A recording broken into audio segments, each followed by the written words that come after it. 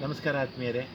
ರಘುವೀರ್ ಕಲಾ ಸೇವಾ ಟ್ರಸ್ಟ್ ಇವರು ಇದೇ ತಿಂಗಳ 30ನೇ ತಾರೀಕು ನಯನ ಸಭಾಂಗಣದಲ್ಲಿ 2 ಗಂಟೆಯಿಂದ ವಿಶೇಷ ಪ್ರತಿಭಾನ್ವಿತರಿಗೆ ಪ್ರಶಸ್ತಿ ವಿತರಣೆ ಮಾಡಲಿದ್ದಾರೆ. ಇದರ ಸೂತ್ರಧಾರಿ ರಘುವೀರ್ ಅವರ ಶಿಷ್ಯ ಹ್ಯಾಟ್ರಿಕ್ ಸೂರ್ಯ ಅವರು ನನ್ನ ಗೆಳೆಯನು ಕೂಡ.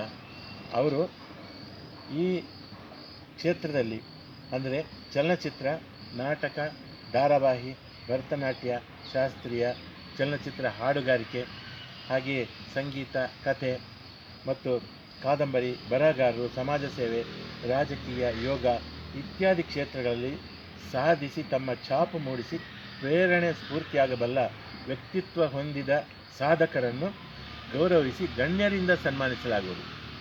ಇದು ಯಾಕಂದರೆ ಇದಕ್ಕೆ ಅನೇಕ ಚಿತ್ರರಂಗದ ಮತ್ತು ಸಮಾಜ ಸೇವೆ ಮಾಡುವಂಥ ಗಣ್ಯರು ಇದಕ್ಕೆ ಬರ್ತಾರೆ.